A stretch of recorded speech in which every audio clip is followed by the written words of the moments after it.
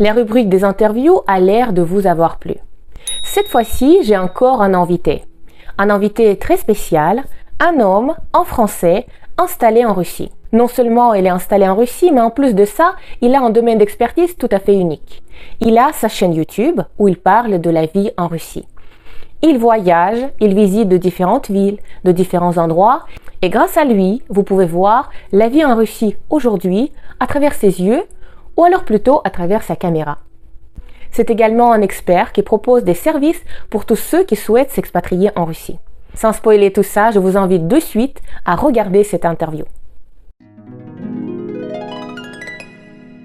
Bonjour Charles, Bonjour Tatiana, ravi de te rencontrer enfin. avec plaisir, très content également. C'est la première fois que je fais cet exercice-là, d'être invité dans une autre chaîne, donc c'est avec grand plaisir. C'est un peu une expérience qui est quand même nouvelle pour moi aussi, c'est la deuxième fois que je fais ça. Ce n'est pas parce qu'on est de grands spécialistes d'interview, mais c'est qu'on a des choses à partager. J'ai des gens qui sont abonnés à ma chaîne, qui me posent beaucoup de questions avec l'envie, le rêve ou juste des questions bien plus précises pour s'expatrier en Russie, pas seulement pour apprendre le russe. Beaucoup de retraités qui me posent beaucoup de questions, mais comment on fait en pratique? Et c'est vrai que étant en France et avant ça, dans ma vie précédente, étant russe, je n'ai pas rencontré les mêmes problèmes, les mêmes difficultés. Donc, je pourrais leur dire la même chose pour venir en France, mais l'inverse, je ne suis pas calée là-dessus et je suis ravie d'avoir trouvé quelqu'un qui est, lui, expert dans ce domaine et dans ces questions. Est-ce que je peux te demander de te présenter un petit peu, de parler de toi, voilà, des choses que tu as envie qu'on sache sur toi? Eh bien, avec plaisir. Donc moi, aujourd'hui, je vis en Russie, mais c'est quand même un hasard et par la force des choses, parce que je n'étais jamais, j'étais pas un passionné de la Russie depuis mon enfance et toujours eu ce rêve de partir en Russie. Mais aujourd'hui, je me retrouve là et je suis très heureux d'être ici. Donc, pour vous expliquer, moi, j'ai un peu voyagé partout en France. J'ai eu une enfance plutôt classique, traditionnelle, dans une famille avec 4 enfants. Je suis né à Caen, en Normandie. Mhm. J'ai ensuite, via le travail de mon père, déménagé à Besançon, en Franche-Comté. Donc, ça, c'est dans l'est de la France. Et j'ai fait mes études supérieures à Bordeaux. À Bordeaux, mais donc en école de commerce. D'accord. J'ai démarré par un bachelor double diplôme de marketing et business développement. Donc, c'était à Bordeaux et en même temps, il y avait un an à passer à Dublin, en Irlande. Et en étant donc dans cette fac à Dublin, qui s'appelait le Griffiths College, j'ai rencontré ma future épouse russe là-bas. Ça a été le grand coup de foudre. Alors, j'avais déjà beaucoup de mal à parler anglais, donc c'était déjà une première barrière compliquée. J'ai beaucoup de mal avec les langues, on en reviendra dessus bien sûr, j'imagine après. Ma maman était prof d'anglais et je pense que ça m'a mis une barrière psychologique sur les langues. Une pression. Une pression, ouais, une grosse pression, et donc j'ai jamais supporté les langues. Et j'ai rencontré mon épouse, et là, à la force des choses, j'ai eu un petit déclic et j'ai commencé à de mieux en mieux parler anglais. On a vécu, donc je suis resté un an à Dublin, on s'est rencontrés sur les 6 derniers mois. Elle était en première année et moi je faisais ma troisième année, donc il lui restait 2 ans à Dublin. Et moi je partais en master, grandes écoles à Cage Business School à Bordeaux. Mhm. Donc on a vécu 2 ans à distance. Donc, je sais ce que c'est que la relation à distance, mais quand on s'aime, ça peut tenir le coup, ça doit tenir le coup. Et j'allais la visiter très régulièrement, tous les 15 jours. Et j'ai fait mes stages après à Dublin pour être au plus proche d'elle le plus possible. Et ensuite, elle m'a rejoint à Bordeaux. Et on a vécu 3 ans à Bordeaux. Elle a fait un master à l'INSEC en luxe marketing. On est resté 3 ans. On a eu notre premier enfant qui est né à Bordeaux. Et après le Covid, pendant le Covid même, on a décidé de déménager en Russie. Et j'avais déjà fait quelques voyages. Je vais revenir aussi dessus, mais j'avais fait quelques voyages en Russie. Et on n'a qu'une vie. Moi, je ne suis pas pour rester au même endroit, faire les mêmes choses. J'aime bouger. J'avais l'opportunité d'aller en Russie. J'ai beaucoup aimé ce pays. Et puis, donc, on est parti en 2021, fin 2021. Et maintenant, ça fait 3 ans que je vis ici. Et on a eu notre deuxième enfant à Moscou. D'accord. Très bien. C'était très rempli en quelques années, tellement d'événements et plusieurs pays changés finalement. Exactement, exactement. Pour avoir vécu aussi une relation à distance, parce que même si on s'aime, les papiers ne se font pas tout de suite. Il y a un temps, moi j'avais une année d'études à terminer aussi, donc mon mari il a fait la navette pendant un certain temps aussi. Donc, je te comprends très bien. Exactement, et c'est pas facile, il faut s'accrocher, il y a des moments Non, durs, des moments de manque, etc. Mais bah, ça permet aussi de construire un couple solide si ça tient. tout à fait. En tout cas, on va dire qu'on a déjà vécu le pire. Le reste, ça ne peut être que plus simple. C'est un peu plus simple. C'est un peu plus simple. Alors, donc, tout en venant en Russie, qu'est-ce que tu fais alors? Tu as fait l'école de commerce, donc c'est plutôt le business. À quoi te consacres-tu? Comment travailles-tu? Alors, je parle pas, alors c'est un peu mieux, mais je parle pas très bien le russe. J'ai des notions maintenant. Et donc, pour moi, c'était bah, impossible de trouver un emploi en Russie. Et ça aussi, il faut que les gens le sachent. Pour les Français qui souhaitent venir entreprendre en Russie, c'est un super pays avec plein d'opportunités. Mais de l'autre côté, quand on n'a pas un réseau important de personnes et qu'on souhaite bah, changer son travail français avec le salaire français pour partir en Russie et trouver un salaire russe, bah, c'est compliqué parce que les salaires du salariat sont plus bas Mhm. sur cette première étape. Moi qui ai donc toujours eu cette fibre un peu entrepreneuriale, bah, j'ai travaillé à distance depuis la Russie pour la France. Et donc, D'accord. j'ai ma micro-entreprise en France et je recevais des salaires bah, européens que je pouvais transférer en Russie.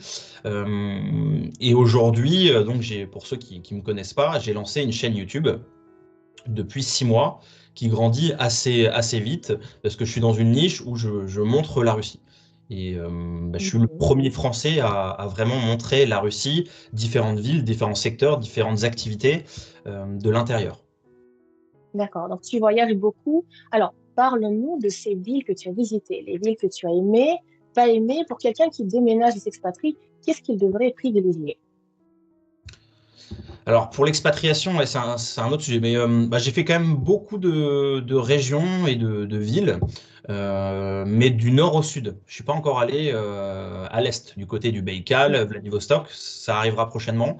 J'ai pas encore eu l'opportunité d'y aller, mais j'ai visité beaucoup donc le sud de la Russie, vers Astrakhan, j'ai fait aussi le Caucase. J'ai fait toute la côte de la mer Noire. Donc je suis de Gelendzhik à Sochi et je suis aussi même l'hiver allé skier à Krasnapolana et puis à Mhm. Dombai dans le Caucase. Je vais revenir donc sur ce que j'aime pas, mais donc j'ai visité donc tout ce secteur-là et puis aussi donc j'ai fait récemment Nijni Novgorod, j'ai fait le cercle l'Anneau d'Or, Mhm. beaucoup de villes autour, j'ai fait Pskov et puis le nord Carélie avec Petrozavodsk qui est la capitale donc il me semble de la Carélie. Et donc voilà, donc j'ai quelques notions de ville.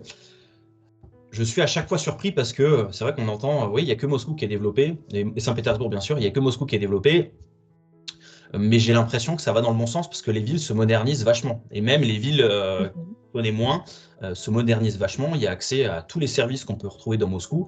La vie est moins chère et puis tout est tout aussi agréable à vivre. Moi, je suis plus avec l'âme bordelaise, un peu plus du sud quand même. Donc j'aime beaucoup ce climat du côté de la côte de la mer Noire. Gelendzhik, j'ai beaucoup aimé. J'ai beaucoup aimé, Mhm. mais pas forcément pour y vivre, mais pour passer des vacances 15 jours, 3 semaines. Un peu comme sur le bassin d'Arcachon, je trouve que c'est un peu la côte d'Azur, mais à la russe. C'est D'accord. très développé, il y a plein de restaurants, il y a des grandes promenades, c'est vraiment très sympa.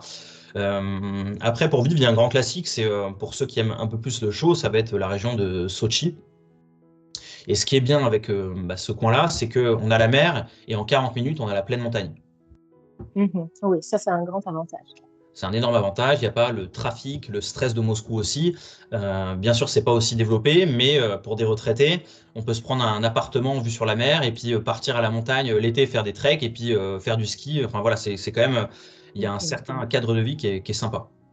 Et puis le climat, il semble être assez doux là-bas. Beaucoup plus doux, beaucoup plus doux. Mhm. En visitant Astrakhan, tu as pu peut-être te rendre compte des décalages de température, des amplitudes. Moi, je suis d'Astrakhan et en hiver, on peut avoir -20 ou plus 50 en été. Ben, en fait, moi, j'y vais parce qu'on va à la pêche. C'est à la période Mhm. de mai. Donc, j'ai visité la ville d'Astrakhan avec le beau Kremlin. C'est magnifique.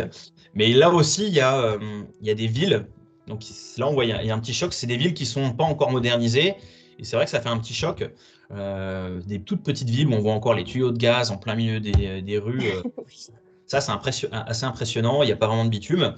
Et puis, donc, il y a des points, donc Astrakhan qui est assez grand. Et là, c'est tout développé. On trouve des cafés sympas, des restaurants sympas. Euh, Mhm. mais c'est aussi ça que j'aime en Russie, c'est que Dans chaque endroit où on va, il y a des expériences différentes. Tout n'est pas homogène et moi, c'est ce que j'aime. Mhm, très bien. Alors, comment ça se passe en pratique? Comment ça s'est passé pour toi? Les papiers qu'il a fallu faire? À quoi s'attendre? Est-ce que c'est long, pas long? Alors, je reviens dessus et simplement, j'ai envie de donner une Mhm, petite ville que j'ai beaucoup aimée et je pense pour les retraités, mhm, c'est très sympa et ça fait un peu penser, j'ai fait une vidéo là-dessus, un peu à Vichy en France, c'est Kislovodsk.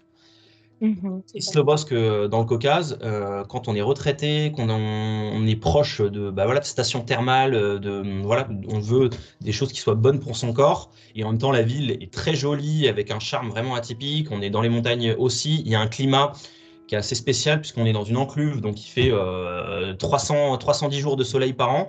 Je conseille au moins de le visiter, mais ça peut être aussi une option pour vivre là-bas parce que c'est très très bien fait. Mhm, très bonne remarque. Je reviens maintenant partie des documents. Alors ma situation, elle est différente puisque aujourd'hui, il y a beaucoup de changements qui se passent en Russie au niveau des documents. Moi, je suis passé par des étapes qui sont compliquées, laborieuses et impressionnantes parce que donc j'ai fait mon RVP par mariage. Il y a une liste de documents assez impressionnante à réunir, mais ça serait pareil en France. Il y a un petit test de langue à passer, mais qui est vraiment très faible, donc ça va.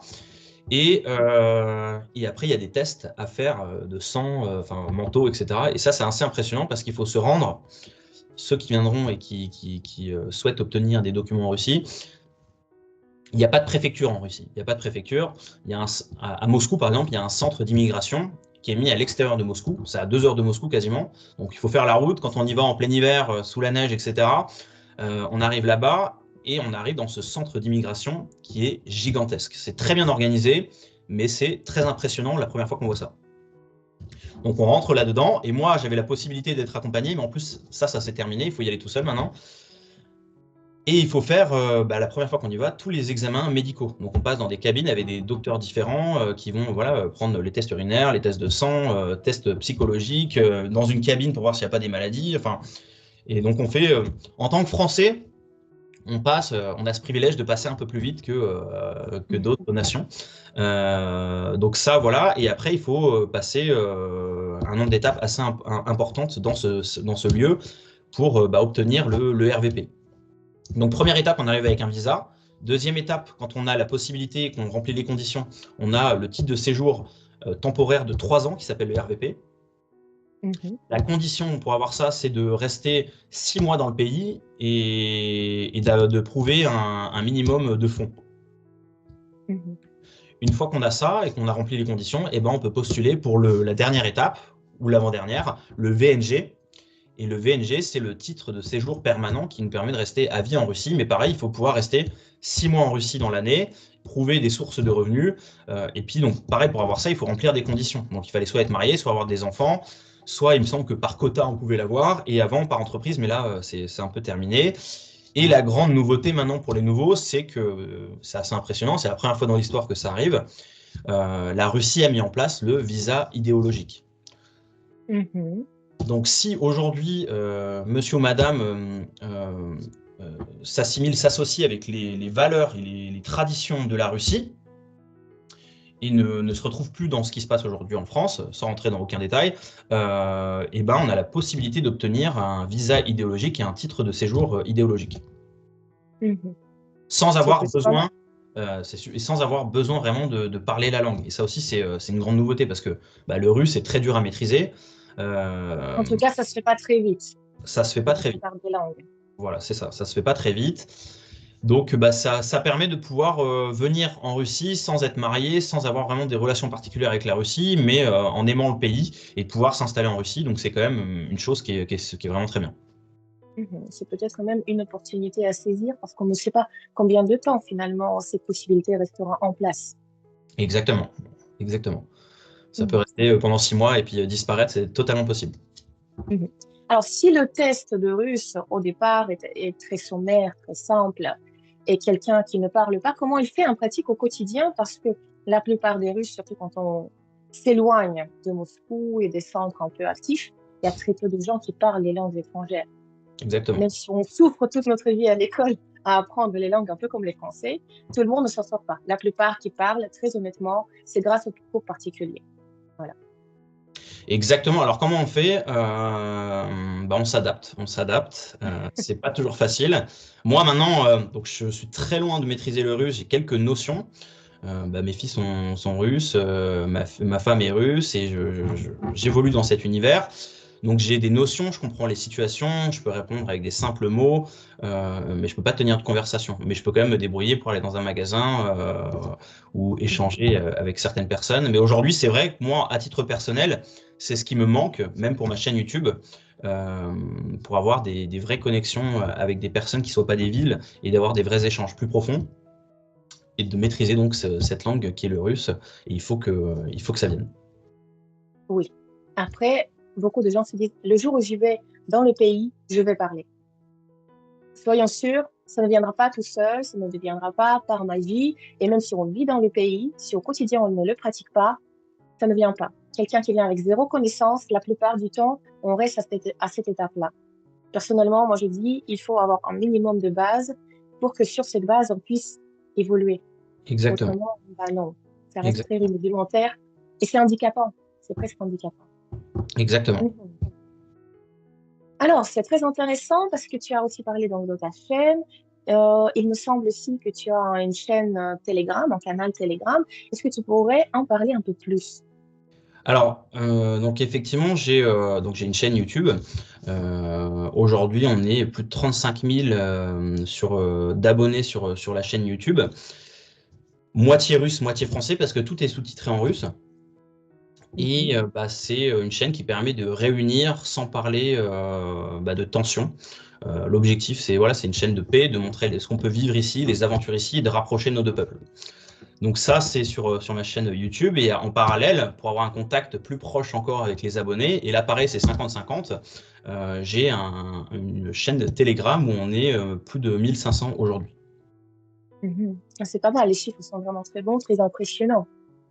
C'est ça, c'est ça. Et bah, sans parler de politique, sans parler, etc., juste de parler de lifestyle, c'est vrai que c'est assez impressionnant et j'étais le premier surpris de voir à laquelle vitesse bah, ça a monté.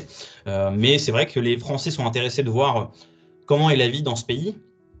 Parce que Mhm. certains comprennent peut-être comment fonctionne Moscou, mais quand on dit Kislovodsk, Petrozavodsk, les gens n'en ont jamais entendu parler. Et est-ce que bah, on vit moins bien vraiment qu'à Moscou? Est-ce que c'est rudimentaire? Est-ce que les gens sont moins heureux, etc. Donc, bah, les Français se donnent, ont leur propre opinion grâce à la chaîne. Et de l'autre côté, les Russes sont assez curieux de voir comment un Français bah, vit en Russie et vit ces aventures-là. Oui, il y a quand même pas mal de chaînes en langue russe faites parfois par des étrangers. Et là, pour le coup, tout est fait en russe, où on voit des étrangers qui viennent en Russie. C'est vrai que, en tout cas, autrefois, surtout les années 90, où la vie a été difficile et ça a énormément changé depuis, les gens se disaient non, mais il faut être fou pour venir en Russie, les Russes eux-mêmes. Et là, quand on voit les étrangers aujourd'hui, qui se débrouillent très bien, qui s'installent très bien, et quelque part, on a aussi cette vision extérieure de la vie en Russie parce que parfois, la tête dans le guidon, on ne se rend pas compte aussi qu'il y a des endroits jolis, il y a des choses qui sont très bonnes. Il y a aussi les technologies parfois qui sont plus développées, plus simples dans l'utilisation, comme on a par exemple un site universel pour tout ce qui est documents en Russie. Donc on obtient n'importe quel papier beaucoup plus rapidement en Russie qu'en France, où les Russes, les Ukrainiens qui viennent, ils me disent, mais non, attends, on reçoit encore des choses par la poste, mais c'est pas possible. Exact, exact. Ça, c'est vrai, il faut absolument le mentionner parce que au niveau technologique, la Russie, je pense, elle a 5 ans d'avance sur la France. Alors, pas tout le pays, mais dans les grandes villes, ça va très vite. Le service est impeccable et au niveau effectivement des applications. Donc nous, c'est vrai que si on reçoit les impôts, la préfecture, etc., tout se fait. Soit on doit aller se rendre sur place, soit il y a des lettres qui arrivent. C'est très long. En Russie, il y a donc c'est Gososlogi. Mhm. Mhm. Là, c'est l'appli qui réunit tous ces documents-là. Même, bah, par exemple, si on a une infraction sur la route, bam, ça tombe dessus, on peut régler dessus directement. Et c'est là où sont vraiment absolument tous les documents. Il y a aussi, et ça c'est vraiment impressionnant aussi, c'est au niveau de la santé. Donc moi, ma fille, elle était malade il y a 10 jours. Mhm. On appelle le docteur. Le docteur a dit non, mais attendez, on va envoyer une ambulance. Ok, on n'était pas une situation d'urgence. En 10 minutes, il y a l'ambulance qui arrive à la maison avec le docteur ambulancier. Elle fait le premier check. Ok, non, mais ça va. Une heure après, il y a le pédiatre qui vient à la maison. Elle fait le check, ok. Bah, ce que vous ferez, c'est que vous irez donc à l'hôpital qui vous est attaché faire des analyses demain matin. Donc, à savoir que en Russie, mais là, je parle surtout de Moscou, c'est que les soins sont gratuits. Les soins sont gratuits et encore plus pour les enfants. Et les enfants, et les parents aussi, mais sont attachés à un hôpital du quartier. J'entendais que l'objectif, c'est que l'hôpital du quartier, il soit à moins de 15 minutes à pied. Parce que bah, l'hiver, il peut y avoir de la neige, etc. Il faut que les parents puissent s'y rendre. Donc, c'est à moins de 15 minutes. Donc, effectivement, le nôtre, il a 1,7 km de la maison, donc vraiment pas loin. On se rend dans cet hôpital pour les enfants. Très moderne, il a dû être fait il y a 2-3 ans maximum, magnifique, on arrive à l'accueil, il y a un scanner pour prendre la température, hyper design, on rentre, c'est un hôpital public, on n'a pas l'impression que c'est du public, ma fille, elle arrive et puis bah, les dames à l'accueil, les réceptionnistes, elles disent, bah voilà, la petite, elle peut choisir un cadeau, et chaque enfant peut prendre un petit cadeau, donc on a fait les tests médicaux, donc déjà au niveau de l'infrastructure de l'hôpital, dire que, parce que quand on est en France, on se dit, waouh, les soins en Russie, c'est ce qu'il y a de pire. C'était peut-être vrai il y a 10-15 ans. Aujourd'hui, c'est plus du tout vrai. Les hôpitaux sont, je pense, mieux qu'en France. On n'attend pas. Tout est bien fait. Les docteurs sont bons. Et après, tout pareil est centralisé sur une application. Donc, vous faites les tests médicaux. Vous recevez tous les tests sur l'application. Vous recevez votre ordonnance sur l'application, le contact avec le docteur, etc. Tout est fait sur une application. Alors qu'en France, si on va faire nos tests médicaux, on va recevoir un mail, il faut cliquer sur le lien et on aura les résultats. L'ordonnance, bah, on a encore le papier du docteur illisible. Enfin voilà, il y a vraiment une avancée par rapport à la France où tout est dématérialisé en Russie. Oui, oui. Il y a quand même vraiment beaucoup de bonnes choses et on le voit encore plus à Moscou. C'est vrai que les gens qui ont des soucis de santé un peu plus sérieux, ils ont la préférence pour Moscou. Ils se déplacent, ils vont là-bas. Il y a plus de possibilités déjà de se soigner dans des centres beaucoup plus modernes. Et c'est vrai que c'est payé déjà, vous êtes remboursé de beaucoup de choses. Peut-être pas toujours, ça dépend quand même des situations parce que parfois j'entends un peu deux sons de cloche. Il y a des gens qui disent, ah bah, pour avoir un bon soin, finalement, j'ai dû payer. Donc, on peut rencontrer de tout, mais c'est bien d'avoir aussi un témoignage aussi positif. C'est ça. Et après, voilà, donc ça, c'est sur les soins classiques. Après, si on a des Mhm. problèmes spéciaux et qu'il faut voir des docteurs spéciaux aussi, là, il faudra payer. Et après, on peut choisir aussi, pareil, soit on veut une clinique publique, soit on veut une clinique privée. Et en fonction donc, de son lieu de vie, si on est à Moscou, ça n'aura pas un énorme impact. Mais si on est perdu dans la campagne, peut-être que ça aura un impact de choisir du public ou du privé. Le public, peut-être qu'il aura les bâtiments d'il y a 30-40 ans, et alors que le privé sera peut-être plus moderne. Et bon, à ce stade-là, ce qui compte, c'est d'être bien soigné. Exactement. Mais personnellement, pour moi, le grand avantage, c'est d'avoir le rendez-vous vite. Ça, c'est une grande complication en France. Beaucoup le disent et c'est pas normal. C'est clair que c'est pas Quand on normal. veut aller chez l'ophtalmo en France, qu'il faut attendre, ou le dermato, et qu'il faut attendre 6 mois et prendre son rendez-vous à l'avance, bah, ça, c'est pas normal. Et les Russes, ils se disent, mais c'est pas possible. Là, aujourd'hui, je vais aller voir un dermato, dans 1 heure, je suis chez le dermato. C'est ça. C'est ça. Comme en Russie, quand quelqu'un décède, on célèbre, c'est pas une célébration, mais il y a une sorte de recueillement le 9e jour et le 40e jour. Donc, ma mère, qui est aujourd'hui en France, elle dit, bon, bah, le temps de voir le médecin, on a le temps de faire le recueillement de 40 jours. Hein. Ça y est, Exact, on a le temps d'être déjà bien, bien enterré. exactement, exactement. Bon, c'est de l'humour noir, mais bon, qu'est-ce qu'on peut faire à part en rire quand on est dans la situation où on ne peut pas choisir? Tout à fait, tout à fait. Mhm. Si on prend d'autres aspects de la vie à part la médecine, qu'est-ce qui t'étonne, qu'est-ce qui te plaît, qu'est-ce qui te déplaît aussi? Alors, ce qui me plaît, j'aime beaucoup manger, la gastronomie. Je Mhm. m'attendais en venant en Russie à mal manger, ou pas très bien manger comme en France, et au final, on mange plutôt bien, plutôt bien. Il y a beaucoup de concepts de restaurants qui ouvrent en permanence. On peut même manger de la raclette ici, qui est très très bonne. On peut même manger du bon fromage. Il y a des marchés couverts aussi, et ça, c'est la Mhm. Russie et Moscou a été un des pionniers là-dessus de créer donc des food courts, marchés qui soient gigantesques, avec au cœur le marché et autour des concepts de fast-food. J'en ai visité dans des vidéos, je pense à Depot, Mhm. Danilowski Market, Central Market. Ça, c'est des lieux qui sont assez impressionnants et qui sont vraiment super pour aller déjeuner. Donc au niveau de la nourriture, on mange très bien. On mange très bien de différentes régions du monde. On découvre aussi des gastronomies qu'on n'a pas en France, comme la nourriture géorgienne, ouzbek, kazakh. Ça, c'est Mhm. des types de plats qu'on n'a pas vraiment en France et qui sont vraiment succulents. Absolument. Exact. Après, bon, bah, les bonnes viandes rouges, on en trouve aussi, mais on n'a pas, c'est pas autant démocratisé que Oui, c'est pas là. culturel, tout à Voilà. fait. Nous, en général, on a l'habitude de bien cuire. C'est ça. Et il n'y a pas des côtes de bœuf partout. On peut en trouver, mais c'est voilà, c'est des niches et c'est plus compliqué. Il faut avoir les contacts. Euh, donc ça. Et au niveau, j'aime bien aussi sortir avec des amis, des bars, etc. Euh, Quand on pense à la Russie avec ce qu'on peut entendre aujourd'hui, on se dit bah, que ce serait étonnant que les Russes fassent la fête. Et non, les Russes font la fête comme en France. Ils ont la liberté de sortir. Et c'est très bien. Il y a des boîtes de nuit, il y a des bars dansants, il y a une vraie vie nocturne. Et on dit que Moscou ne dort jamais, et c'est vraiment vrai. Mhm. Donc ça, c'est sur les points positifs. Moi, ma vie ici, je l'adore, j'adore. Point pas négatif, mais point difficile. Les hivers sont très longs. Là, j'arrive sur le quatrième hiver. Les hivers sont très longs, ils sont froids. Le froid, on s'y habitue, mais là où c'est plus dur, c'est vraiment pour moi, hein, la longueur de l'hiver. On peut se passer 5-6 mois en hiver avec de la neige en permanence. Les journées sont très courtes.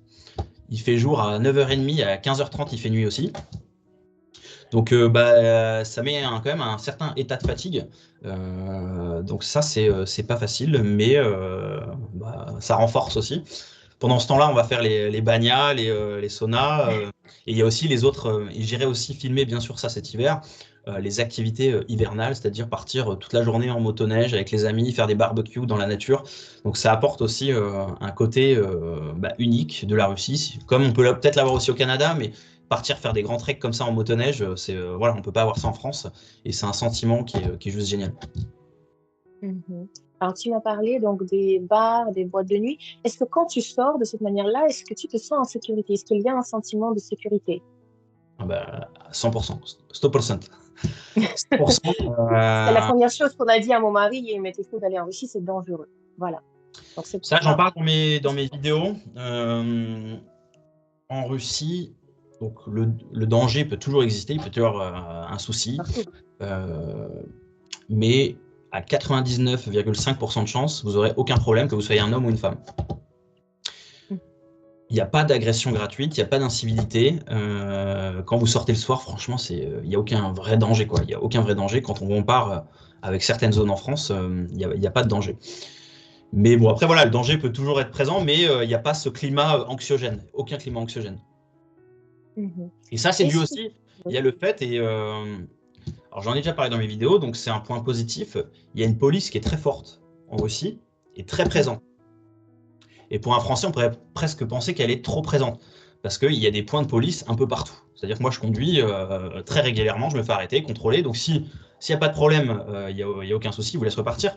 Mais ça met quand même une petite pression que la police est vraiment là. Mais grâce à ça aussi, il n'y a pas d'insécurité dans les villes.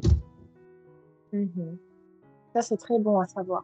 Alors, j'ai eu des demandes aussi des gens qui veulent déménager parce qu'ils ont des enfants, parce qu'ils ont envie d'éduquer leurs enfants dans le pays avec la culture comme on a en Russie, avec les valeurs russes, où c'est la famille qui est au centre. Alors, qu'est-ce que tu pourrais dire à propos de tout ce qui tourne autour des enfants? Comment se passe pour les enfants, pour les écoles, pour les centres, pour les enfants, un petit peu tout ça. L'éducation, peut-être, est-ce qu'il y a des points différents dans l'éducation? Quelque chose qui t'a surpris ou pas? Très bien. Alors, je réponds à ça et je vous invite aussi à ceux qui regarderont cette vidéo à aller regarder ma vidéo La Russie, le paradis des enfants. C'est une vidéo qui a super bien marché, quasiment un demi-million de vues. Si ça a bien marché, c'est parce que c'est une vraie vérité. La Russie, elle mise sur les enfants, sur l'avenir. Et il y a un amour des enfants qui est pas descriptible en Russie. Par exemple, je me promenais en poussette à Bordeaux avec mon petit bébé avant. Il n'y avait pas grand monde à qui ça surprenait, ou de temps en temps, il y avait une mamie qui me faisait un sourire. Ici, dans Moscou, vous vous promenez avec vos enfants, mais il y a une personne sur deux qui va vous faire un sourire, ou même si vous allez dans un magasin, même si c'est une grande chaîne, elle va vous donner un petit bonbon pour les enfants. Il va y avoir toujours un geste pour les enfants. Il y a un vrai amour des personnes pour les enfants. Ensuite, par le gouvernement et par tout ce qui a été mis en place, il y a des structures et des infrastructures qui sont omniprésentes en Russie. Que ça démarre à côté de chez vous, avec toutes les jet ski Plachatka qui seront autour de chez vous, donc c'est les aires de jeu pour les enfants. Vous avez des aires de jeu pour les enfants, par exemple à Moscou, tous les 200 mètres. Partout. Et en plus, elles se sont modernisées. Donc avant, c'était à l'ancienne avec du métal, tu dois connaître. Ah oui, Mais C'était là, plutôt dangereux qu'autre chose. c'est ça. Mais là, ça s'est modernisé. Ils ont mis des nouvelles infrastructures avec des bateaux, des grands toboggans, des trampolines. C'est la première fois que je vois ça. Il y a des trampolines en libre service avec des caoutchoucs qu'ils ont mis. Enfin, c'est vraiment déjà agréable de pouvoir se promener autour de chez soi et les enfants peuvent jouer. Après, vous allez dans les centres commerciaux. Le dernier étage des centres commerciaux est réservé pour les enfants. Ça, faut vraiment le voir parce que c'est gigantesque. Vous avez peut-être, je sais pas, moi j'en ai déjà montré un qui s'appelle Riviera. Le dernier étage, vous avez peut-être 100 points qui sont faits pour les enfants avec des activités différentes. Donc soit il peut avoir une aire de jeu, soit vous pouvez aussi laisser votre enfant pour qu'il apprenne à faire de la construction, soit il va apprendre les métiers, soit il y a le cinéma pour les enfants, soit il y a le théâtre pour les enfants, le coiffeur pour les enfants, le karting pour les enfants. Enfin, c'est juste dingue. C'est juste dingue, ça n'existe pas en France. Et ça, c'est vraiment dommage parce que on a des enfants en France. Et moi, qui étais à Bordeaux, on va dans les parcs, voilà, il y a deux, trois choses à faire. Mais si je veux emmener mon enfant quelque part, il n'y a pas vraiment d'infrastructure aujourd'hui qui propose de pouvoir laisser son enfant et d'être tranquille, à part quelques points qui sont excentrés des villes. Au niveau de l'école, après, c'est différent. L'école obligatoire en Russie, elle démarre plus tard qu'en France. C'est à partir de 7 ans. Et avant ça, vous êtes libre de choisir des activités pour les enfants. Nous, par exemple, elle est dans une crèche privée. Et après, ça va donc jusqu'à 7 ans. Et après, à 7 ans, ils vont à l'école obligatoire, soit dans le privé, soit dans le public, en fonction de l'école que vous avez vers chez vous, de comment est l'école, des professeurs, et puis si vous voulez payer ou pas. Parce que ça peut être cher aussi le privé. Ça peut être cher aussi le privé. Bien sûr. Donc la plus grande, pour l'instant, elle n'est pas encore à l'école. Non, 4 ans. On arrive sur 4 ans. Donc ça, c'est l'expérience qui viendra un peu plus tard. Exactement, exactement. D'accord, très bien. C'est vrai qu'avec les petits-enfants, c'est bon à savoir est-ce qu'il y a des choses à faire. Et personnellement, quand moi, j'ai été retournée en Russie avec ma fille qui avait à l'époque 2 ans et demi, c'était quand même aussi un soulagement de pouvoir sortir dans un café, d'avoir un espace où il y a une éducatrice qui va s'occuper des enfants et toi, tu peux ne serait-ce que boire un café avec une amie en discutant tranquillement. Pas être focalisé entièrement sur l'enfant qui demande de l'attention, c'est normal. Ouais, ça, je n'ai pas mentionné, et c'est vrai, c'est que pareil, dans chaque café ou chaque restaurant, il y a un espace pour les enfants, pour que les parents puissent manger tranquille. Soit avec un éducateur, soit sans, mais il y aura toujours quasiment dans chaque restaurant un petit espace pour les enfants. Oui. Ça, c'est des choses qui ont apparu vraiment vers les années 2010, en tout cas à Astrakhan. Je pense qu'à Moscou, ça a été mis en place plus tôt, mais à Astrakhan, ça a mis un peu plus de temps. Et si ça arrive même jusqu'à la province, donc c'est déjà un bon signe. Voilà, c'est un pays en développement qui se développe vite. Même, on entend donc un autre sujet, et c'était vrai il y a encore pas très longtemps, mais en Russie, le plus gros problème, c'est les routes qui sont très dangereuses. C'était vrai, mais ça l'est de moins en moins. De moins en moins. Moi, j'ai fait du nord au sud en voiture, donc que ce soit du nord de la Carélie jusqu'à Astrakhan, jusqu'à Dombaï en voiture, les routes sont nickel. Les routes sont nickel. Oui, de mieux en mieux. C'est nouveau. Tout est nouveau, tout a été bétumé. Enfin, c'est. En tout cas, les grands axes, parce que c'est vrai que le pays est tellement énorme, chaque petite route ne peut pas être nickel. Et par exemple, à Astrakhan, le problème, c'est le climat. On l'a dit. Donc, quand on a une amplitude de 70 degrés, une route ne tient pas de nombreuses années. Exactement. Donc, tout est possible de refaire au centre-ville, ça se refait régulièrement. Quand c'est excentré, c'est un peu moins bien, mais c'est praticable. Tout à fait. Alors, c'est vrai que parfois, on voit des caméras, il y a des éditions avec des caméras cachées, des gens qui ont leur caméra d'enregistrement dans les voitures. J'ai perdu le nom, comment ça s'appelle. Et donc, ils filment et ils mettent en ligne quand il y a des accidents. Alors, évidemment, quand on met en ligne, c'est parce que quelque chose se passe. Ça ne veut pas dire que ça se passe tous les 5 mètres. Est-ce que ça t'est arrivé de voir souvent des accidents? Est-ce que c'est quelque chose qui arrive fréquemment ou toi, personnellement, tu n'as pas été témoin de quelque chose de sérieux? Bon, en 3 ans, j'ai dû en voir 2-3 quand même. Après, par rapport, effectivement, ce qu'on peut voir sur YouTube, sur tout ce qui va être zapping, j'ai jamais vu autant que ça. Mais c'est vrai que ça existe. Le pays est tellement grand. Comme tu l'as dit, les routes, elles se valent pas toutes. C'est de mieux en mieux, mais elles se valent pas toutes. Mais ça, il faut dire quand même la vérité, c'est que les Russes conduisent d'une certaine manière quand même en Russie. Conduisaient. Et ça va de mieux en mieux. Est-ce que c'est bien, pas bien? Mais maintenant, il y a des caméras partout. Et caméras qui regardent si vous n'allez pas trop vite, qui vérifient tout, qui regardent si vous ne brûlez pas des lignes blanches. Donc maintenant, les Russes, ils conduisent mieux. Parce que sinon, faut payer une amende. Et quand je dis qu'il y a des caméras partout, c'est qu'en ville, par exemple, dans Moscou, tous les 100 mètres, il y a une caméra. Et si vous prenez après des grands axes, tous les kilomètres, il y a une caméra.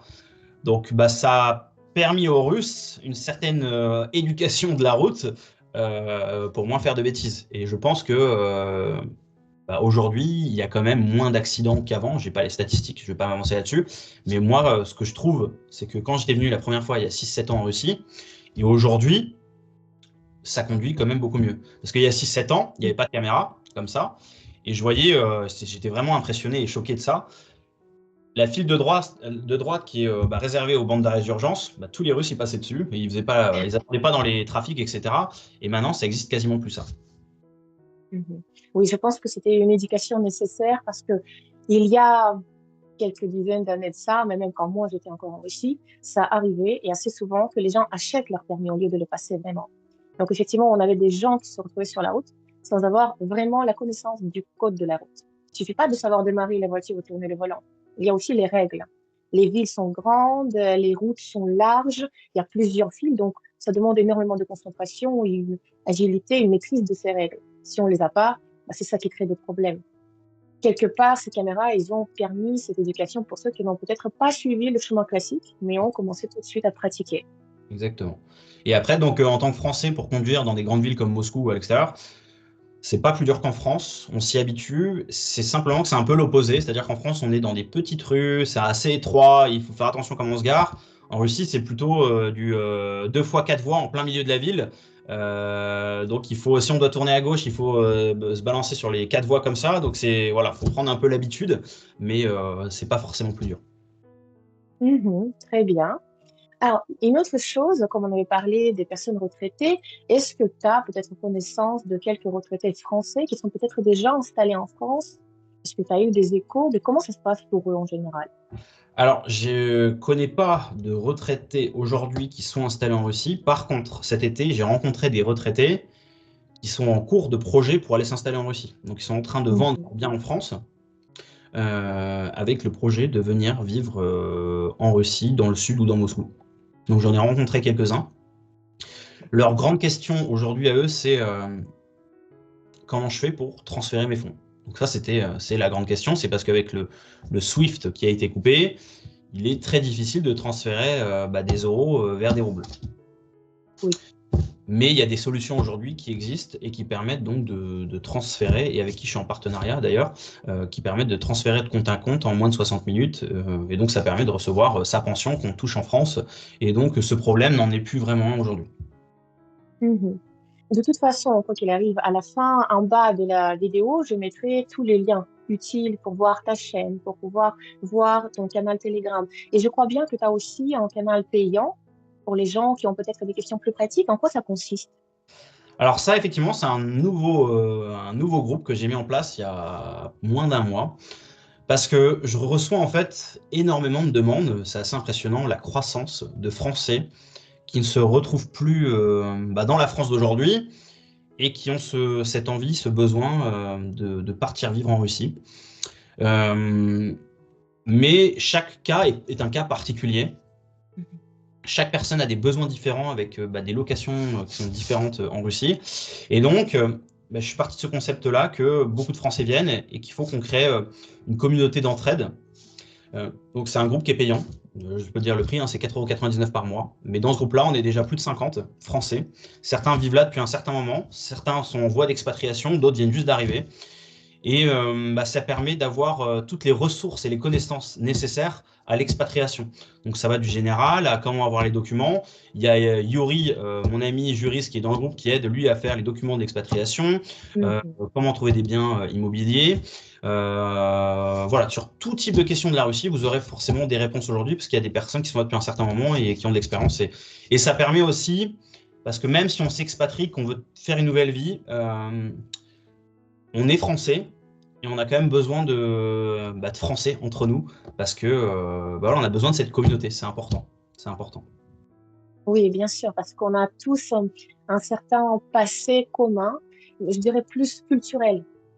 J'avais enseigné une fois dans un groupe où on avait des gens, mais par hasard, il y avait des gens qui venaient de Tchétchénie, de Russie, de Biélorussie, d'Ukraine, de Moldavie. Alors, on a pensé bien faire en mettant tout le monde ensemble, en se disant que c'est des gens de pays différents, mais finalement, tout le monde parlait russe. Et il suffisait de dire une petite phrase, et en fait, tout le monde avait la même référence, parce que tout le monde a grandi avec les mêmes films, C'est vrai. avec les mêmes plats, avec les mêmes habitudes, avec même parfois les mêmes meubles, parce que la Russie soviétique, c'était très uniforme finalement. Donc les gens, quel que soit ce passé qu'on a vécu, on a vécu pratiquement la même chose. Tout à fait. Donc Comme, pour les Français, bah, en c'était aussi France, important. comme en France, il y a une communauté russe qui est assez soudée, il y a des groupes, etc. Bah, en Russie, les Français, c'est pareil. Et à travers ce groupe, j'ai envie de créer des événements, des moments de Mhm. rencontre, que ce soit à la campagne ou dans Moscou, dans des bars, ou alors du sport, que les Français s'entraident. Peut-être trouver un partenaire de business, un ami, voilà, c'est le but de ce groupe. Donc, bah, si certains de tes abonnés qui regardent cette vidéo sont dans cette voie d'expatriation, ils peuvent rejoindre ce groupe et bah, ils auront beaucoup de réponses à leurs questions en tout cas. Voilà, tout à fait. Donc, n'hésitez pas, regardez tous les liens dans la description de cette vidéo. Vous allez trouver toutes les informations. Je pense que si vous posez des questions, là, vous en aurez beaucoup moins à la fin. Exactement. Bien. Moi, je pense que j'ai à peu près posé toutes les questions. D'habitude, j'essaie de soumettre un petit test de russe, mais comme tu m'as dit que tu n'étais pas encore très à l'aise avec le russe, je pense que je ne vais pas te faire souffrir. C'est gentil, c'est pas ce qu'on va faire. Voilà, très bien. Eh bien, je remercie beaucoup pour cette interview, pour cette explication très intéressante, très variée, très riche en expériences personnelles. Merci beaucoup, Charles. Спасибо большое, Tatiana, et puis bah, à bientôt en tout cas. До встречи, до свидания.